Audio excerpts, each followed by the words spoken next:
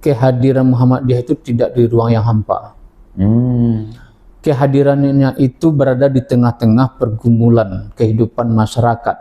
Oleh karena itu, Muhammadiyah tidak bisa berdiri sendiri dia dalam memperjuangkan ide yang sebutkan tadi, tapi dia akan bergumul dengan berbagai macam perkembangan yang ada ini.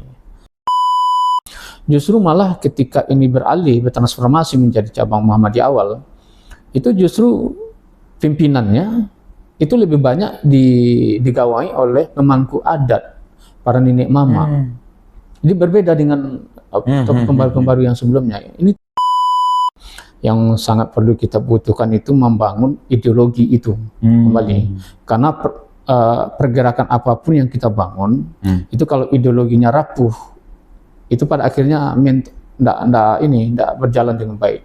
Tapi kalau ideologinya kuat, itu yang menjadi pendorong utamanya, itu insya Allah akan menjadi. Dan uji coba sejauh mana kesolidan yang sudah kita lakukan 2 tahun sebelakang ini.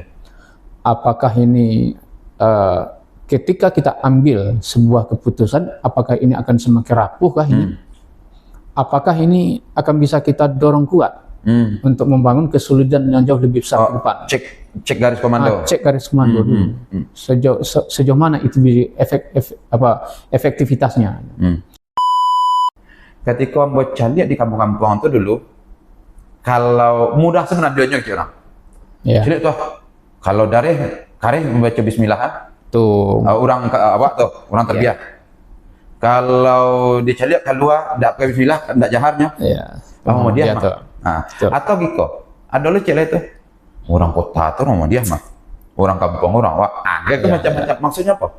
Ada satu fenomena sosial yang menyatakan bahwa Muhammadiyah itu nampak dengan mengakarnya tadi kita.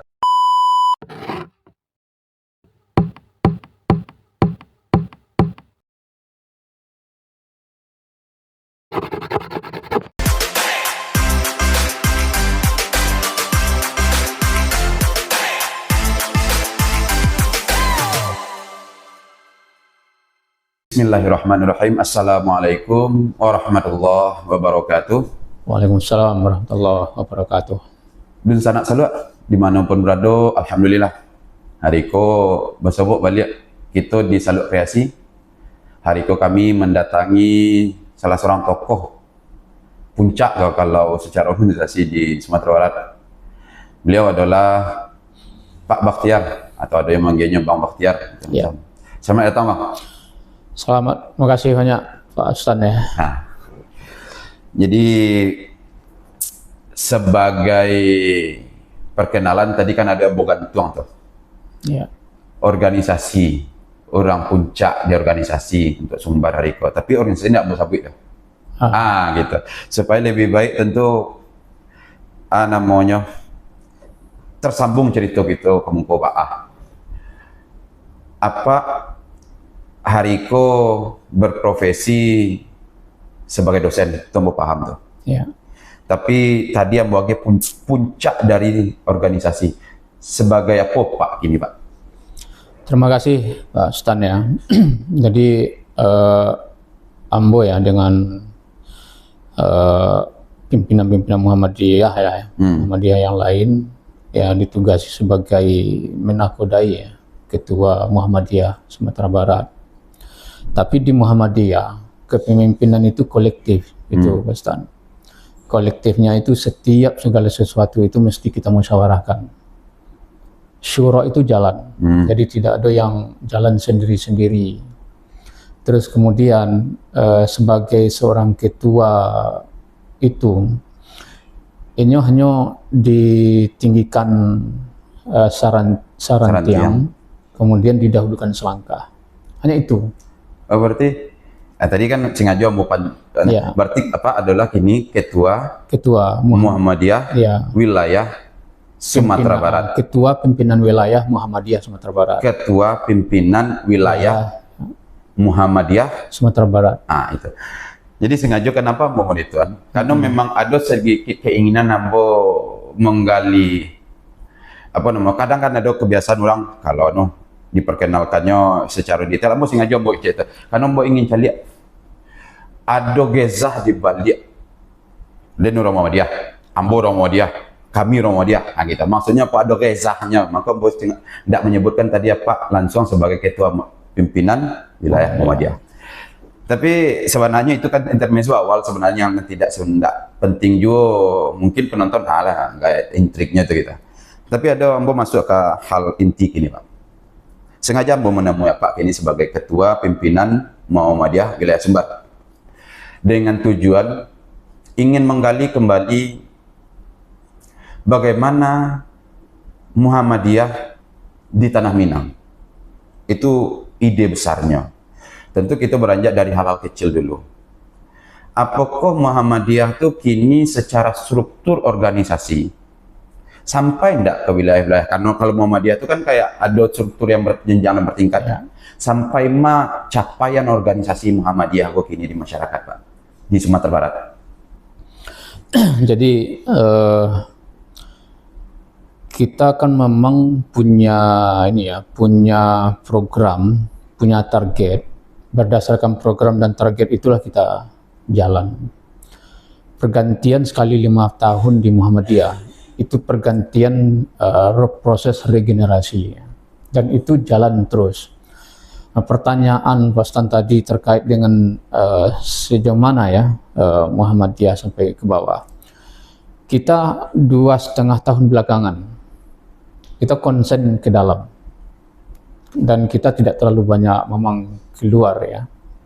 Lebih banyak kita membenahi, mengkonsolidasikan ke dalam. Ranting-ranting Muhammadiyah yang berbasis di negara-negara itu kita dinamisasi kembali. Kita dinamisasi kembali. Sehingga sekarang dari 1.200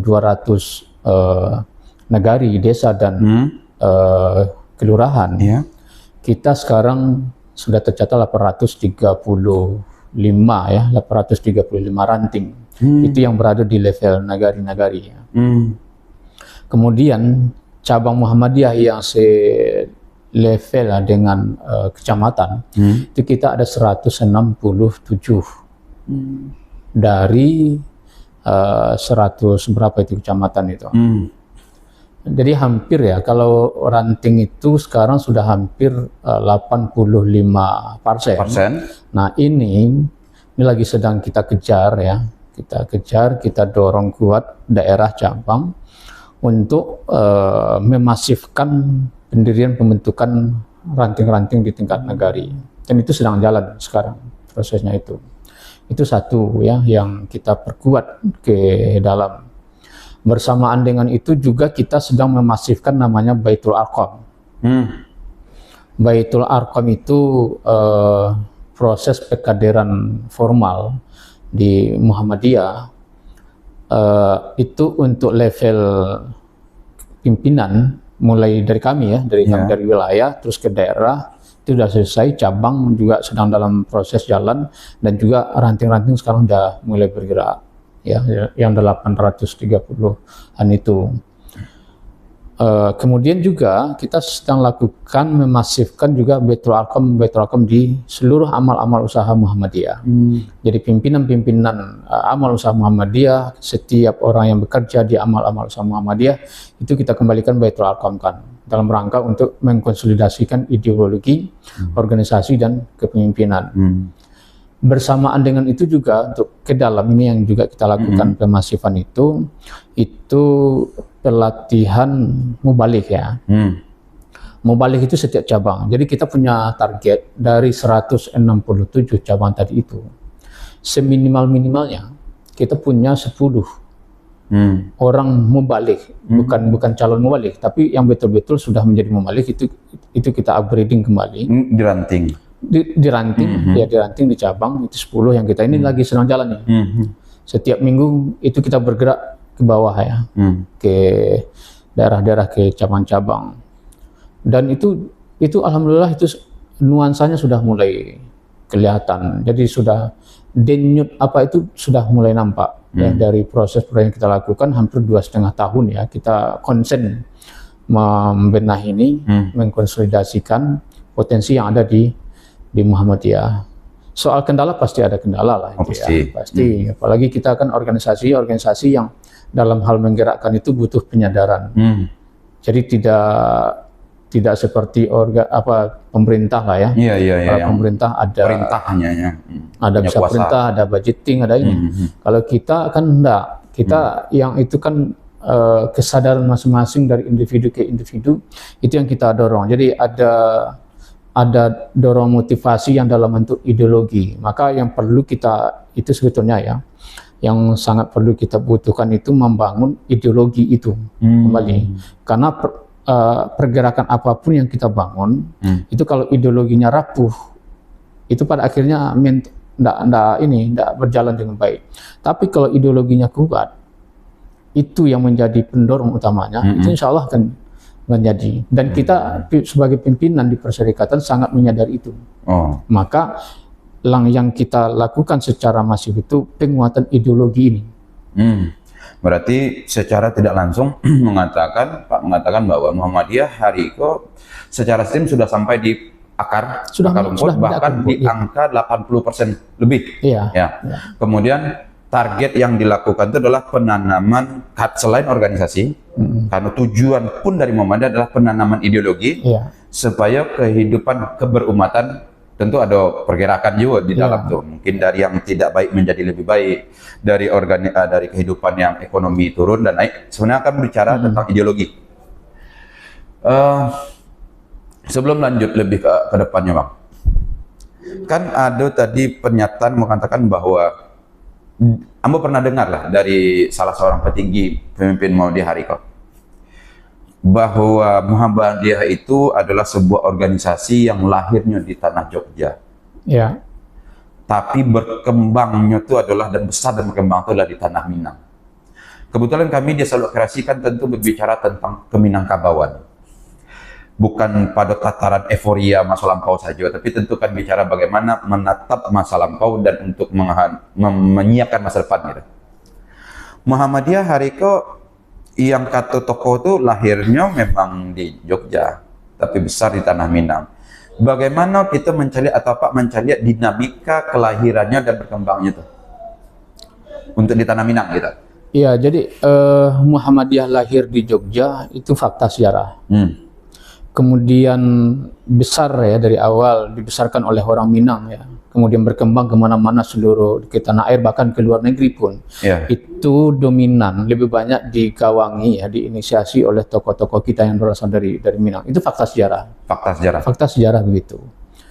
Dan bahkan juga ya ke daerah-daerah yang lain di luar Sumatera Barat, di luar Minang, itu justru malah dari mubalik ya, tokoh-tokoh anak-anak muda Minang yang ditugasi oleh pimpinan pusat Muhammadiyah untuk masuk ke mana-mana itu fakta ya, fakta sejarah itu. Itu satu. Yang kedua, lihat dari sketsa dari kelahiran di Minang itu ya, bagaimana dia besar itu tidak terlepas sebetulnya dari penguasaan para tokoh masa lalu ya, tokoh Muhammadiyah terhadap dinamika dan keadaan sosiologis masyarakat Minang. Jadi Ambo berpikir kelihayan kepiawaian tokoh-tokoh awal itu. Di awal itu kan kita melihat itu, Stan ya. Sebelum Muhammadiyah masuk ke ranah Minang, itu kan terjadi pergulatan pemikiran yang luar biasa tajamnya itu ya, antara kelompok pembaru dengan yang masih fundamental, kemudian yang masih setia dengan tradisi lalu itu ya, yang masih campur aduk itu ya, antara soal agama dan ini kan luar biasa pertarungannya itu. Lalu kemudian setelah itu Muhammadiyah masuk melalui Buya A.R. Sultan Mansur ya. Kemudian didukung oleh mertua beliau, Syekh Amrullah Karim itu ya. Nah itu setelah beliau dari Pekalongan itu belajar tentang sosiologi masyarakat Minang, terutama tentu di Maninjau lebih dahulu ya, terus ke Padang Panjang. Justru malah organisasi lokal yang pada mulanya banyak dilihat sebelah mata oleh tokoh-tokoh setempat, justru malah ketika ini bertransformasi menjadi cabang Muhammadiyah awal, itu justru pimpinannya itu lebih banyak digawai oleh pemangku adat, para nenek mama. Jadi berbeda dengan tokoh pembaru-pembaru yang sebelumnya. Ini tidak, lebih dalam sejarahnya saya baca itu ya, lebih dari separuh itu dari para pemangku adat. Itu apa maksudnya?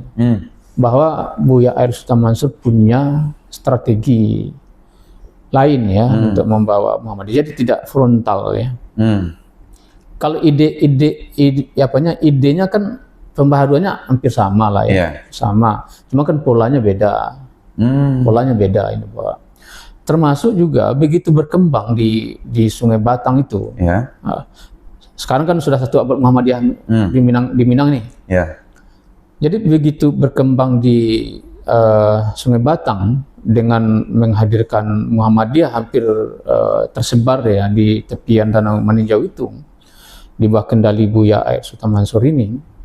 Kemudian organisasi lokal itu bertransformasi menjadi cabang Muhammadiyah. Terus kemudian berkembang ke Padang Panjang. Tiba di Padang Panjang pun seperti itu juga.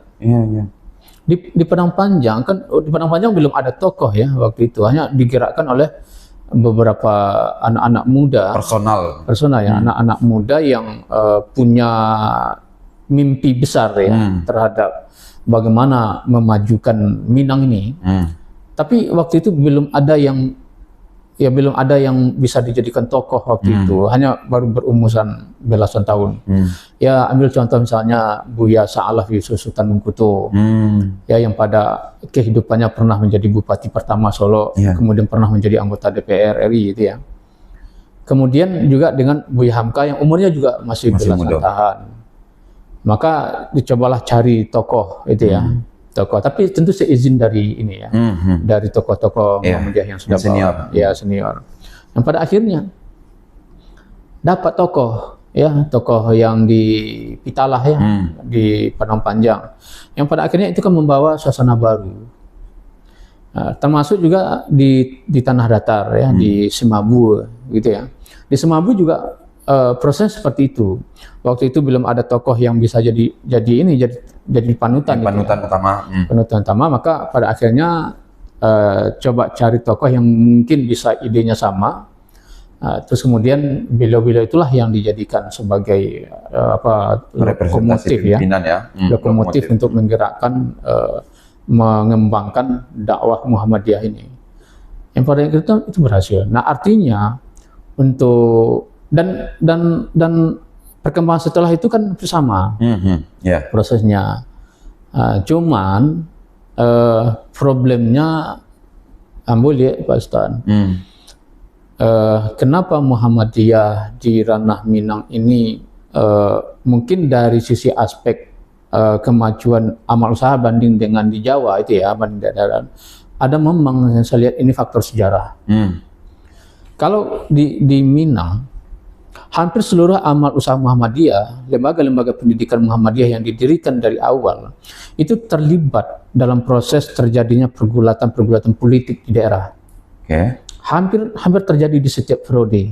Begitu misalnya dibangun, ada peristiwa politik bersejarah, sudah hancur lagi. Kemudian bangun lagi. Nah nanti sudah terbangun, terjadi lagi, udah hancur lagi. Ini kayak dulu Kauman Padang Panjang itu di zamannya di zamannya begitu sangat kuat, punya fasilitas yang cukup memadai di zamannya gitu. Begitu Indonesia merdeka, agresi Belanda, tiba Belanda, hancur-hancuran.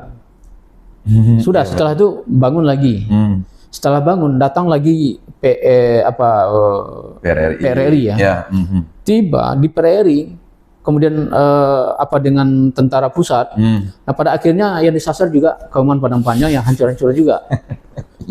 Udah setelah itu bangun lagi.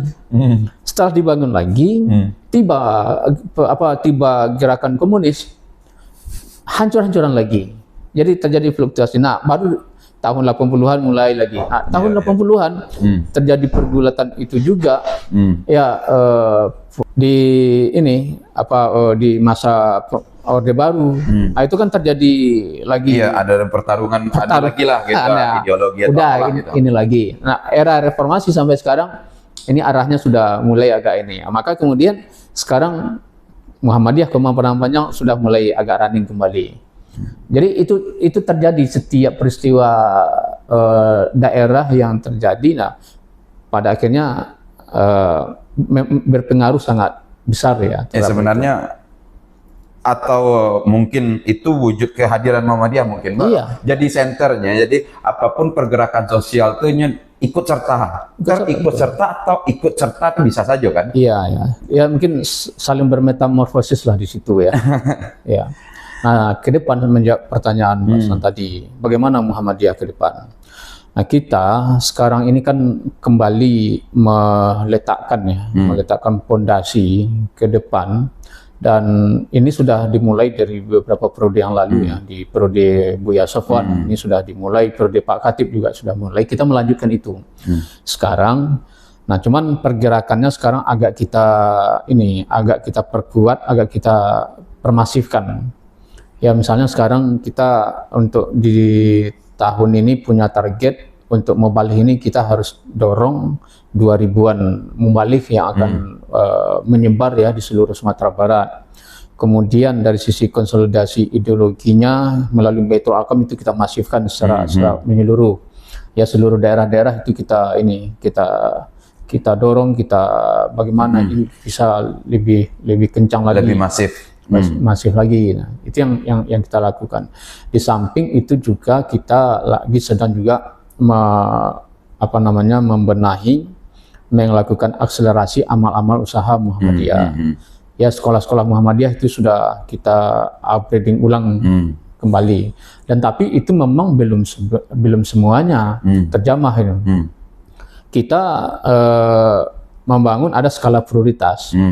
Jadi mana yang kita sudah lakukan pemetaan ya, misalnya lembaga-lembaga pendidikan Muhammadiyah mana yang bisa agak kita percepat prosesnya supaya dia lebih running, maka itu lebih kita konsentrasi dulu supaya ada menaranya. Jadi kalau sudah ada 1, 2, 3 yang menjadi menara, maka yang lain nanti akan bisa cloning yang satu ini, cloning yang lain. Nah itulah yang kita lakukan saat ini. Jadi berarti itu kan satu langkah konkret untuk menyusun, merekonstruksi atau memperkuat sistem ke dalam. Nah, tapi toh Muhammadiyah hadir kan bukan hanya untuk ke dalam sebenarnya. Itu tentu tidak bisa kita mungkiri.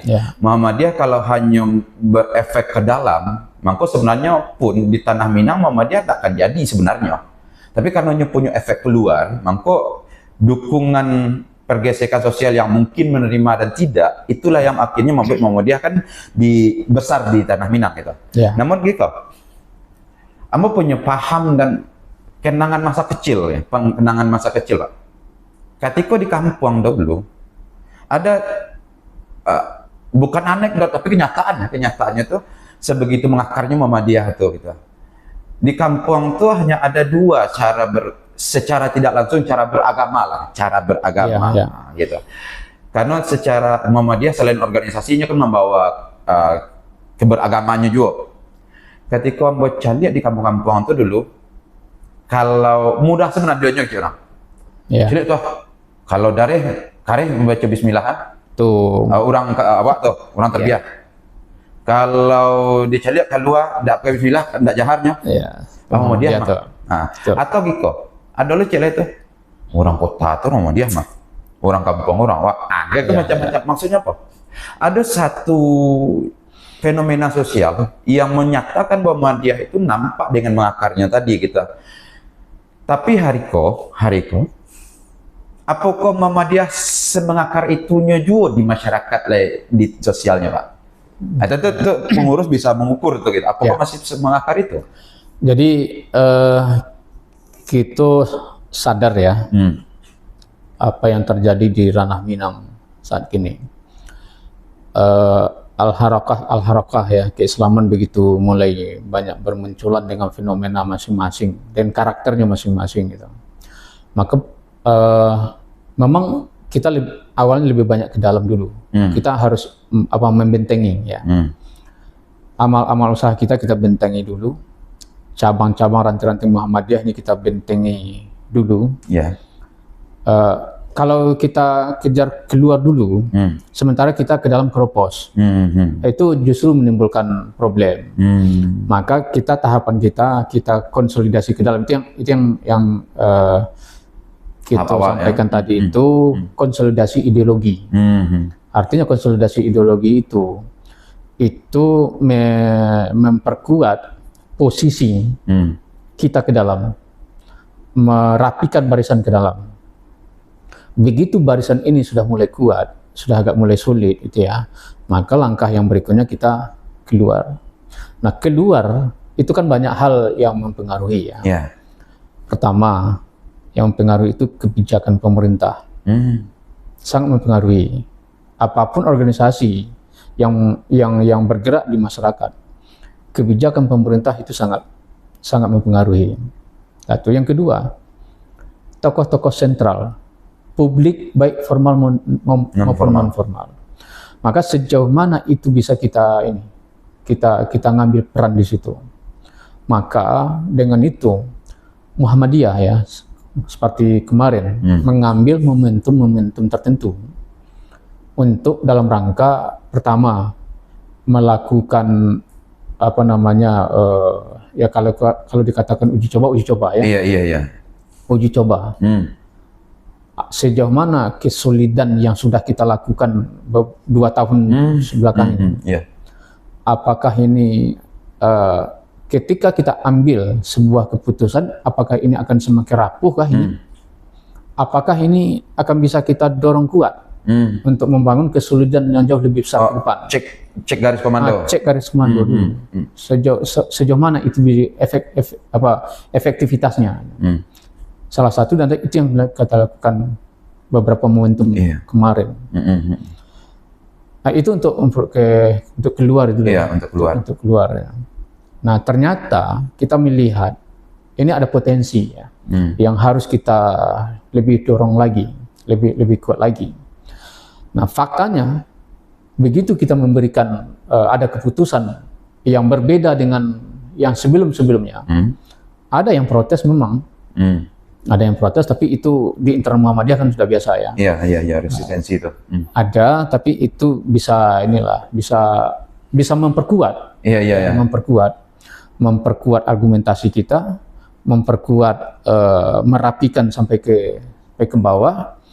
Nah, itu ternyata ya hasil evaluasi kita itu cukup menguatkan kita gitu. Seperti yang momentum yang kemarin itu, Pileg, Pilkada, itu kan momentum itu sebetulnya. Itu yang kita lihat, apa istilahnya cek ombak, garis kita ini, garis komando ini sejauh mana bisa efektivitas di dalam struktur keorganisasian, sebab tidak bisa lepas dari bicara organisasi tadi ya, yang kemudian di situ ada barisan komando, bukan komando tepatnya, militansi organisasi itu perlu, karena seperti Pak katakan bahwa penguatan internal tuh dikuatkan dulu dengan harapan militansi terhadap organisasi, keakuannya terhadap organisasi itu lahir dan dilakukan cek ombak seperti tadi. Berarti kan bahwa Muhammadiyah itu akan mewarnai Minangkabau dan telah, jadi telah mewarnai Minangkabau itu kan tidak sebuah kebohongan jadinya, karena kan memang dikatakan seperti yang Bos Abu tadi di kampung-kampung ataupun dimanapun di tanah Minang itu ada satu kelucuan tuh, itu musaji orang Muhammadiyah, maksudnya teridentitas segitunya loh, sebaliknya gitu juga gitu, dan pertarungannya terjadi. Atau Ambo coba pertanyakan hal kecil dulu sebelum lebih detail pada itu. Apakah Muhammadiyah Hariko secara organisasi memahumkan atau menerima kenyataan bahwa tanah Minang kan bukan tanah kesepakatan, Atau di Tanah Minang itu perbedaan itu adalah sebuah hal yang sangat lumrah. Dan itu realistis lah di Tanah Minang. Bagaimana Muhammadiyah hari ini memandang perbedaan yang mungkin internal atau dari luarnya, Bah? Jadi perbedaan itu sebuah fakta yang tidak bisa kita pungkiri, dan itu sunatullah. Perbedaan itu bisa jadi dipengaruhi oleh faktor luar yang begitu derasnya masuk ke dalam, dan masuk ke dalam itu kan beragam, ya. Dan itu kita harus terbuka terhadap kenyataan yang seperti itu, dan itu sulit kita akan pungkiri. Nah, tapi itu tadi kita tentu punya identitas, ya. Kita punya identitas, dan kemudian kita punya barisan. Maka bagaimana kita menatap perbedaan pendapat? Toh dulu juga jangankan di dalam internal kita umat Islam, toh dengan pihak luar juga ada itu seperti itu. Maka disinilah perannya ada pembentengan. Itu yang harus kita perkuat, pembentengan ini. Ketika benteng ini rapuh, maka pastinya akan bawa. Nah, kita menyadari itu sebetulnya yang terjadi di tengah-tengah kita, ya, di Minang sendiri juga, dari berbagai komunikasi dengan komunitas-komunitas yang lain itu sedang terjadi. Maka bagi kita sebagai bagian dari komponen pertama, tentu kita Minang Muhammadiyah, Muhammadiyah Minang, Muslim Minang, Minang Muslim. Tentu ini harus ada kebertahanan kita itu. Tidak mungkin setiap perbedaan itu akan masuk lalu kemudian akan dibuka keran seluas-luasnya. Tentu ini juga akan jadi problem. Nah, tapi keperbedaan itu adalah sebuah keniscayaan, tidak bisa. Tapi kita harus ada kebertahanan kita. Identitas ini harus kita jaga. Identitas sebagai Minang harus dijaga. Identitas sebagai warga Muhammadiyah harus dijaga. Meskipun bahwa seperti tadi disebutkan bahwa Minang itu kan tanah yang tidak bermufakat sebenarnya. Jadi kalau kesepakatan itu sulit lah, tapi seirama itu bisa.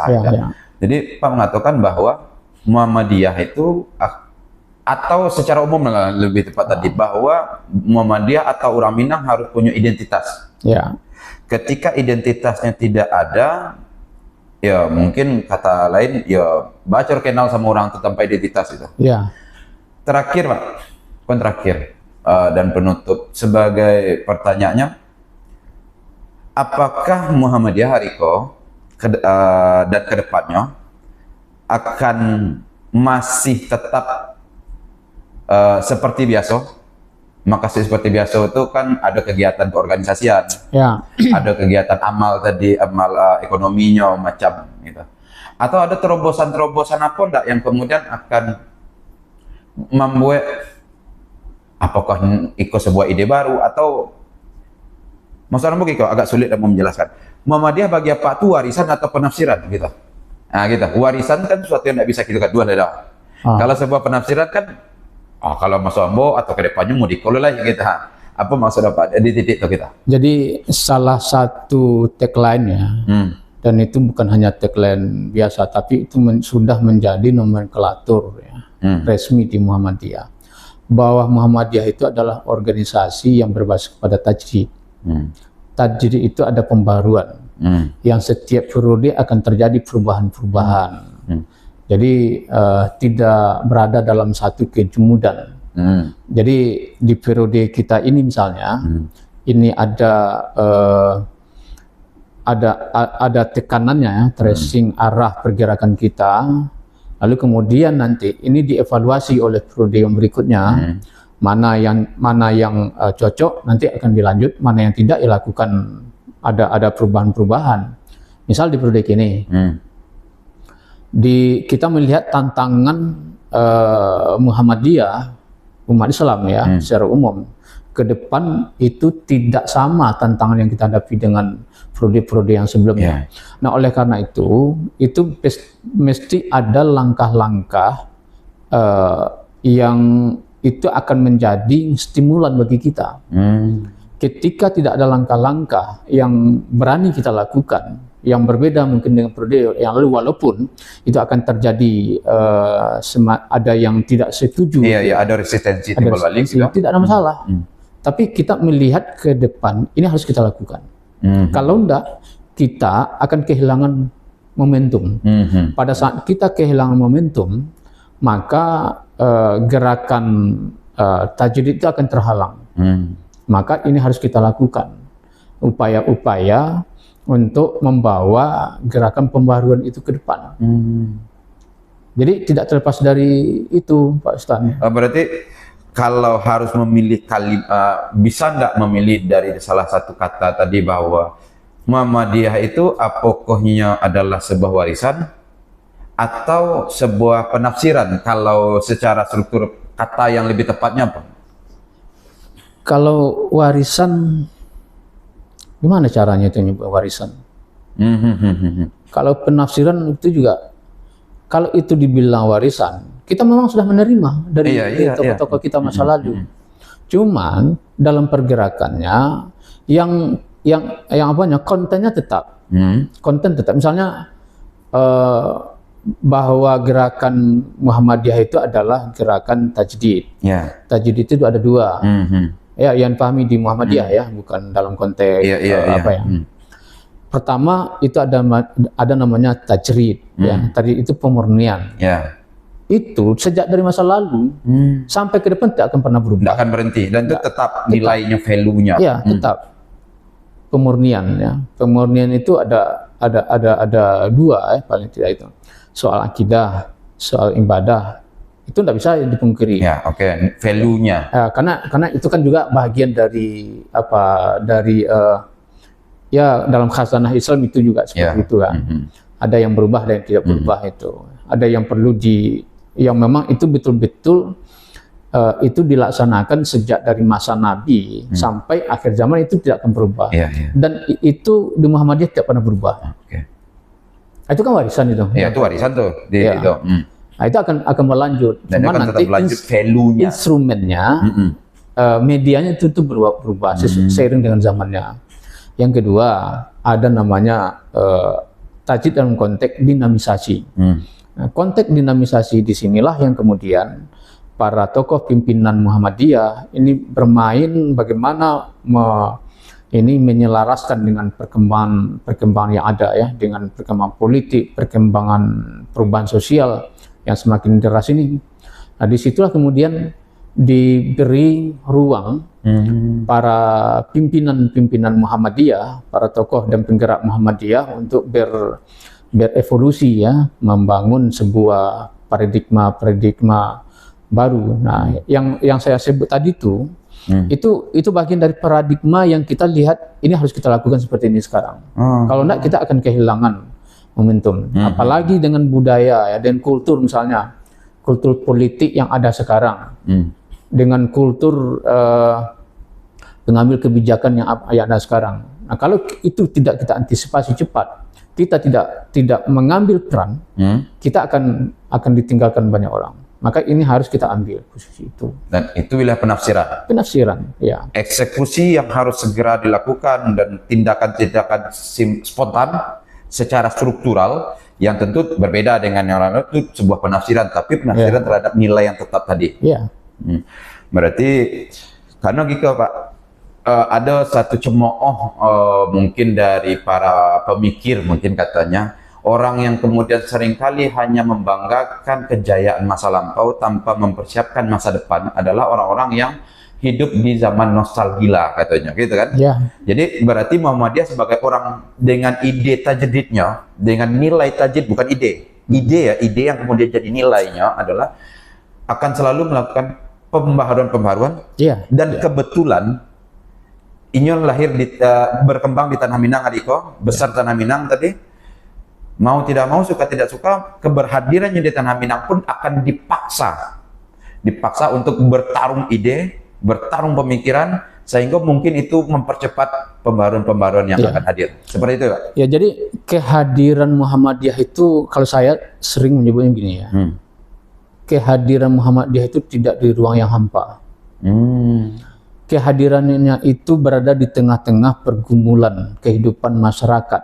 Oleh karena itu, Muhammadiyah tidak bisa berdiri sendiri dia dalam memperjuangkan ide yang sebutkan tadi, tapi dia akan bergumul dengan berbagai macam perkembangan yang ada ini. Ya, di situ ada bergumul dengan suasana politik ya, suasana ekonomi yang kayak begini. Kemudian keadaan perubahan kultur masyarakat yang sudah semakin deras ini.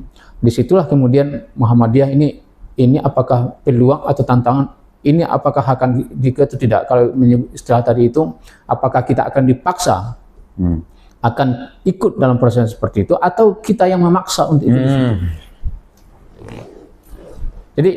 Jadi memang mainnya di situ. Dalam itu, dalam pertarungan yang sangat keras sekarang ini, mainnya memang di situ. Kalau kita yang tidak ikut, ya kita yang ini mempengaruhi atau dipengaruhi. Ya. Nah, jadi kadang-kadang dia kan bermetamorfosis di situ. Ada yang bersifat simbolisme di situ. Ya, bagaimana seninya kita membawanya itu sekarang ini. Nah, cuman kalau Ambo melihat Mas Sultan ya, salah satu bahagian titik yang ini sistem musyawarah itu masih terjaga, itu yang saya lihat ya. Kemudian idealisme dari pimpinan Muhammadiyah dari tingkat pusat sampai ke tingkat ranting itu masih bisa bertahan, begini.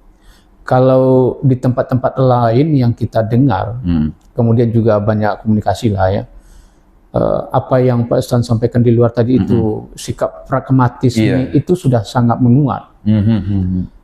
Nah, di Muhammadiyah yang kita rasakan tuh ya, kalau adu masih adu sih ya, pasti adu, tapi tidak menjadi dominan. Jadi masih idealisme itu sama kuat. Nah, misalnya yang paling sederhananya, kita mengundang cabang, kita mengundang ranting Muhammadiyah, kita mengundang pimpinan daerah Muhammadiyah. Tidak pernah pimpinan daerah, pimpinan cabang menanya, ledo transportasinya ke ketuanya. Tidak pernah itu. Hal kecil ya. Kecil, dan itu tapi itu sangat terukur tuh. Sangat terukur. Ketika misalnya kami wilayah turun ke cabang, turun ke ranting-ranting Muhammadiyah, turun ke makmal Muhammadiyah, juga tidak pernah itu. Ledo transportasinya ke begitu aja, wilayah membawa ke bawahnya. Tidak pernah itu terdengar gitu ya. Kalau butuh siapa orang tidak butuh. Pasti. Tapi dalam pergerakan Muhammadiyah ini masih terjaga. Nah, kalau di tempat-tempat lain ini yang sudah mulai tergerus. Bergeser pragmatisme yang kemudian menggeser sedikit dunia idealismenya. Ya, jadi Iko yang di Muhammadiyah kelihatannya masih masih bertahan semoni, sehingga apapun yang kita lakukan di pimpinan, di warga perserikatan ini masih bisa, dan itu yang membuat kita motivasi terus jalan gitu ya. Konsolidasi ideologi terus kita jalan, dan itu harus kita pertahankan. Nah, kalau misalnya Pak Sultan lihat misalnya dalam momen-momen musyawarah misalnya ya, terjadinya pergantian-pergantian di pimpinan Muhammadiyah, kemurnian itu masih bisa dijaga. Alhamdulillah masih bisa bertahan. Mungkin agak berbeda paradigmanya dengan yang tempat lain lah gitu ya. Tempat lain yang pragmatisme sudah sangat mencuat. Sangat mencuat. Jadi dalam pemilihan kepemimpinan, soal-soal kepragmatisan itu sudah sangat luar biasa. Ini yang menggerus ya, nilai-nilai yang ada. Tapi di Muhammadiyah itu alhamdulillah masih bisa kita jaga. Kalau terjadi kelompok-kelompok itu biasalah yang pemilihan ya. Dinamika itu wajib tapi tidak harus selalu lari ke dunia pragmatis gitu kan. Dan itu di Muhammadiyah itu masih sangat terjaga. Kamu sendiri kan merasakan itu, Pak Ustaz. Misalnya kepercayaan oleh pimpinan terpilih kamu misalnya itu ya, itu masih terjaga dengan baik. Tidak ada yang terjadi di tempat-tempat yang maksudnya ke rumah sudah toko babunyi gitu kan. Ya, alhamdulillah masih terjaga. Dan rata-rata ya tidak ada apalah itu ya. Iya. Yang macam-macam lah itu. Berarti bisa kita simpulkan gitu. Sebenarnya di Salu tidak ada penyimpulan sebenarnya, tapi dinamika terjadi bahwa tadi yang mengatakan ada fase di mana dahulu di kampung itu tadi yang bertegaskan kepada Dusana pun bahwa ada fase di mana di kampung itu cuman ada dulu dua pandangan masyarakat. Yang pertama ketika ada satu pandang misalnya salat rawih hanya 8, itu sampai orang kampung tuh Muhammadiyah tuh mah. Sebaliknya gitu juga. Kalau di kota 20 hanya disambutlah di masyarakat terbiah tuh. Maksudnya apa? Harus ada kembali reza tuh karena ada satu kata kata pituah yang bisa kita pahami bahwa kalau ingin memasak nasi jangan pernah matikan apinya.